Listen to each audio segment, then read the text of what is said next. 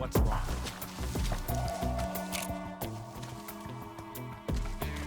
What the?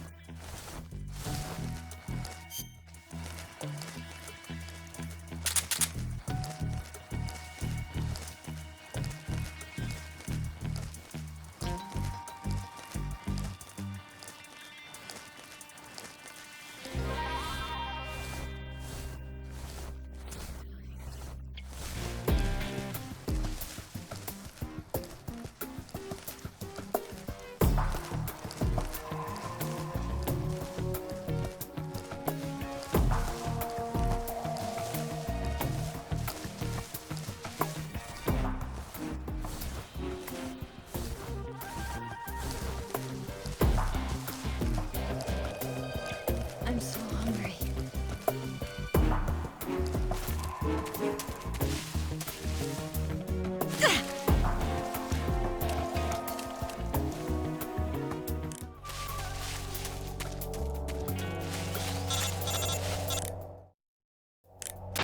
Snake, the lake is just over that cliff.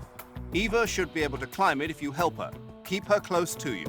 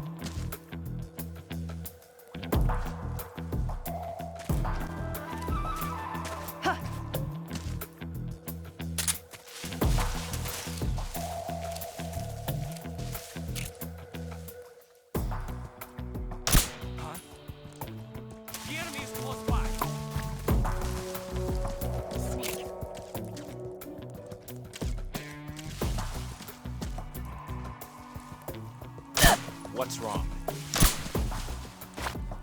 It's the enemy!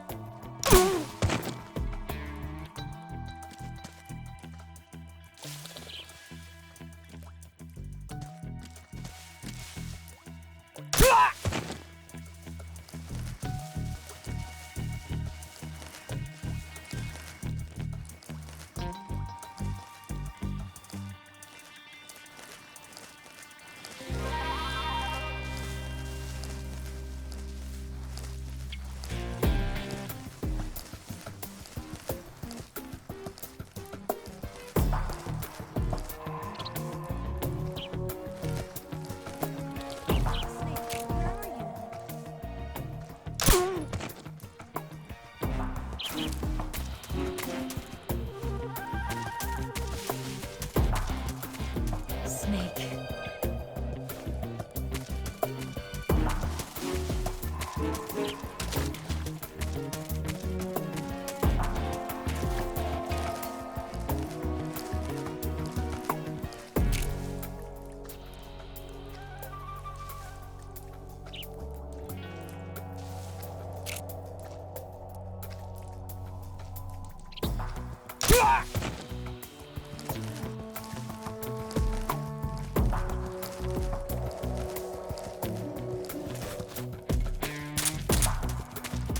Where'd she go?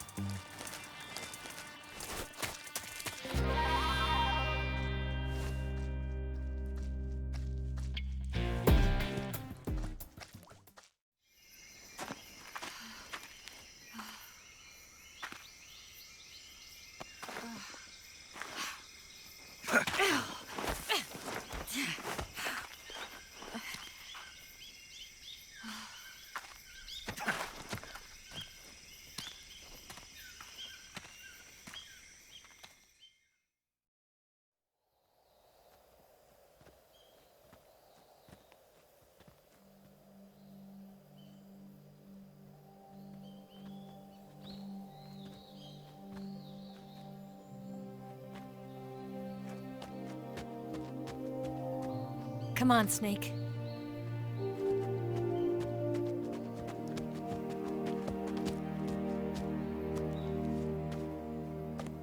We made it. We made it. Over there.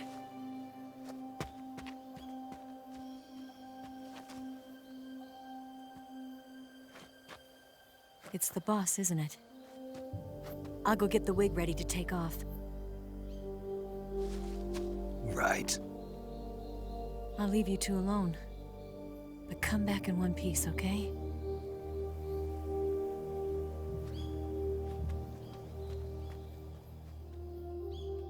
Promise me!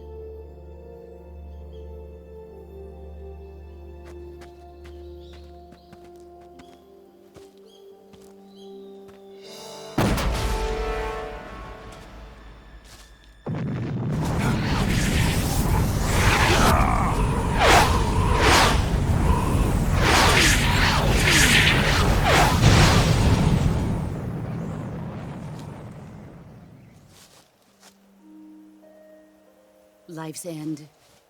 Isn't it beautiful? It's almost tragic. When life ends, it gives off a final lingering aroma. Light is but a farewell gift from the darkness to those on their way to die. I've been waiting, Snake, for a long time. Waiting for your birth, your growth, and the finality of today. Boss. Why are you doing this? Why? To make the world one again. The world used to be whole. But with the end of the Second World War, the philosophers began to fight amongst themselves, and the world was torn apart. The Cobras, my comrades who trained and fought alongside me, were torn apart as well. The foibles of politics and the march of time can turn friends into enemies just as easily as the wind changes. Ridiculous, isn't it? Yesterday's ally becomes today's opposition. And this Cold War? Think back. When I was leading the Cobras, America and Russia were fighting together. Now, consider whether America and Russia will still be enemies in the 21st century. Somehow I doubt it. Enemies change along with the times, the flow of the ages, and we soldiers are forced to play along. I didn't raise you and shape you into the man you are today just so we could face each other in battle. A soldier's skills aren't meant to be used to hurt friends. So then what is an enemy? Is there such a thing as an absolute timeless enemy? There is no such thing, and never has been. And the reason is that our enemies are human beings like us. They can only be our enemies in relative terms. The world must be made whole again. The philosophers must be reunited. I will devote my skills to that purpose. And with the Colonel's money, I will achieve that end. Just as I once created the Cobras. They are my family. I may no longer be able to bear children, but I still have a family. It was November 1st, 1951. I was in the Nevada desert participating in atomic testing. The name Nevada is derived from Spanish, covered in snow, white as snow. And snow is exactly what I saw in that Nevada desert. It froze my blood white. Snake, you were an atomic test subject, weren't you? On Bikini Atoll. That's part of the reason I was drawn to you. You and I are alike. We're both slowly being eaten away by the karma of others. we'll never have the chance to die peacefully of old age. We have no tomorrow. But we can still have hope for the future. In 1960, I saw a vision of the ideal future from space. 3 years earlier, the Soviet Union had succeeded in launching Sputnik, the first man-made satellite in history, into orbit. This came as a huge shock to the United States. In response, America threw everything it had into its own manned spaceflight project, the Mercury program. Even as the Soviets seemed poised to send their first man into space, America was still experimenting with chimpanzees and rockets. The government wanted human data. So they secretly decided to send a human being into space. I was the one they chose. At the time, they didn't have the technology to block out cosmic rays, and whoever they sent up would inevitably be exposed to heavy radiation. That's why they chose me. After all, I'd already been irradiated once. Of course, you won't find any of this in the history books. I could see the planet as it appeared from space. That's when it finally hit me. Space exploration is nothing but another game in the power struggle between the US and the USSR. Politics, economics, the arms race, they're all just arenas for meaningless competition. I'm sure you can see that, but the Earth itself has no boundaries. No East, no West, no Cold War. And the irony of it is, the United States and the Soviet Union are spending billions on their space programs and the missile race, only to arrive at the same conclusion.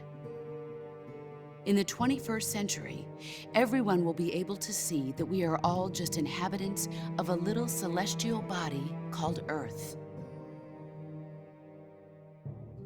A world without communism or capitalism, that is the world I wanted to see. But reality continued to betray me. In 1961, I was sent to Cuba, to Bahia de Cochinos. It was part of a CIA-sponsored invasion under the guise of taking Cuban exiles back to their country. But the US government betrayed them. Our weak-kneed president held back their air support. Defenseless, the exiles were annihilated by the Cuban army. All I could do was watch in silence. I was set up by the very country I'd sacrificed so much for, by the very government I dedicated my life to defending. I was driven from the surface world, and I went underground. Then, 2 years ago, I faced the sorrow, my old comrade in battle. He was my friend. But one of us had to die. I was left with no choice. The sorrow gave his life for me. There is no enmity between us. One must live, and one must die. That was the mission. The ones who gave me that mission were the philosophers. Early in the 20th century, the true holders of power in the United States, the Republic of China, and the newly formed Soviet Union gathered together in a secret meeting that would later be known as the Wise Men's Committee. The secret pact they formed there marked the beginning of the philosophers. But the last of the original members died in the 1930s. After that, the organization began to run out of control, and the Wise Men's Committee degenerated into a mere shell of its former self. The philosophers of today have no sense of good or evil. Their influence extends to countries and organizations involved in every aspect of every war. They have become war itself. That's how they operate. The sacrifices of war cause a shift in the times. This shift leads to renewed conflict, and in turn triggers the next war. Like a nuclear chain reaction, each conflict sparks countless others, forming an endless spiral that will continue on for eternity. Do you understand what I'm saying, Snake? By consuming me and you, the philosophers intend to keep that cycle going forever. It was my father who explained all of this to me. He was one of them. You see, I am the last remaining child of the philosophers. But after he revealed the truth, my father was killed by that same shapeless, formless organization. And my father isn't the only thing the philosophers have taken from me. In June of 1944, the Cobras and I took part in the landing at Normandy. We'd been given a top-secret mission to locate and destroy enemy V-2 rocket installations. I was pregnant at the time. The sorrow was the father. I gave birth on the field of battle. A beautiful baby boy. But my child was snatched away from me by the philosophers.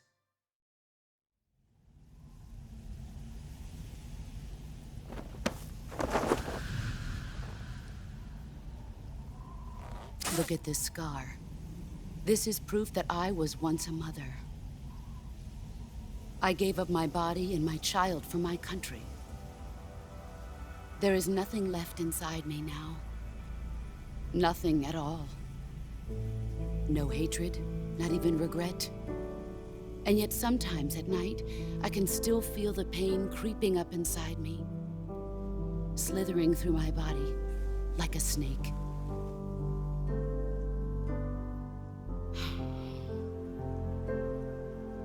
I've never talked this much about myself before. Thanks. Thanks for listening to me.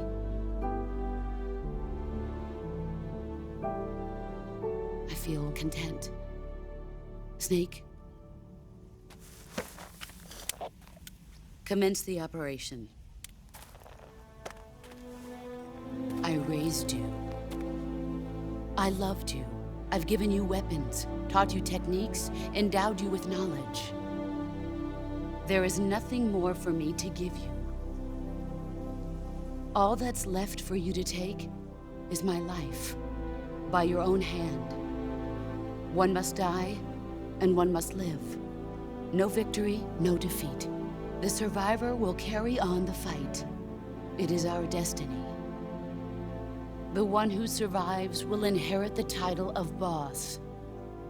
And the one who inherits the title of boss will face an existence of endless battle. I'll give you 10 minutes. In 10 minutes, MiGs will come and bomb the hell out of this place.